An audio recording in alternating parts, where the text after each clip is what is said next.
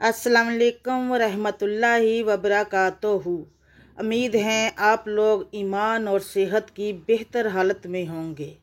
जो लोग चैनल पर नए हैं चैनल को सब्सक्राइब और बेल आइकॉन को प्रेस कर दें, शुक्रिया। एक गांव में एक साहब की अपनी बीवी के साथ कुछ अनबन हो गई। अभी झगड़ा ख़त्म नहीं हुआ था कि इसी स्नाह में उनका मेहमान आ गया। खावद ने उसे बैठक में बिठा दिया और बीवी से कहा कि फ़लाँ रिश्तेदार मेहमान आया है, उसके लिए खाना बनाओ। वो गुस्से में थी, कहने लगी तुम्हारे लिए खाना है न तुम्हारे मेहमान के लिए। वो बड़ा परेशान हुआ कि लड़ाई तो हमारी अपनी है, अगर रिश्तेदार को पता चल गया तो ख्वाह मख्वाह की बातें होंगी। लिहाजा खामोशी से आकर मेहमान के पास बैठ गया। इतने में उसे ख्याल आया कि चलो बीवी अगर रोटी नहीं पकाती तो सामने वाले हमारे हमसाए बहुत अच्छे हैं, ख़ानदान वाली बात है, मैं उन्हें एक मेहमान का खाना पकाने के लिए कह देता हूँ।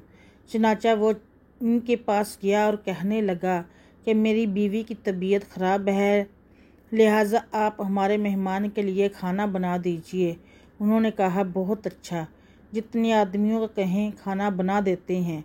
वो मुतमिन होकर मेहमान के पास आकर बैठ गया कि मेहमान को कम से कम खाना तो मिल जाएगा, जिससे इज़्ज़त भी बच जाएगी।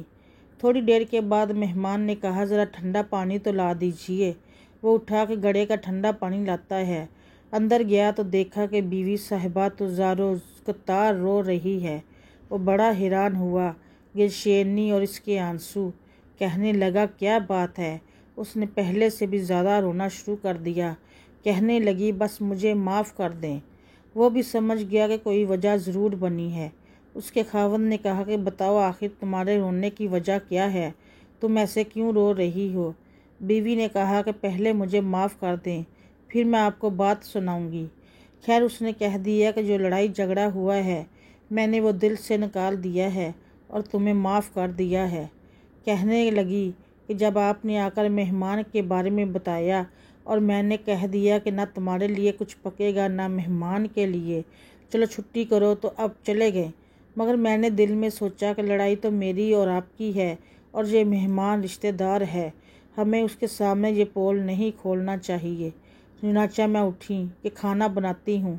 जब मैं बावर्ची खाना में गई तो मैंने देखा कि जिस बोरी में हमारा आटा पड़ा होता है, एक सफ़ेद रेश आदमी इस बोरी में से आटा निकाल रहा है। मैं ये मंज़र देखकर सहम गई। वो मुझे कहने लगा ए खातून परेशान ना हो, ये तुम्हारे मेहमान का हिस्सा था जो तुम्हारे आटे में शामिल था। अब चूँकि ये हमसाए के घर में पकना है इसलिए वहीं आटा लेने के लिए आया हूँ। इस वाक़ये से साबित होता है कि मेहमान बाद में आता है, जबकि अल्लाह ताला उसका रिज़्क़ पहले भेज देते हैं।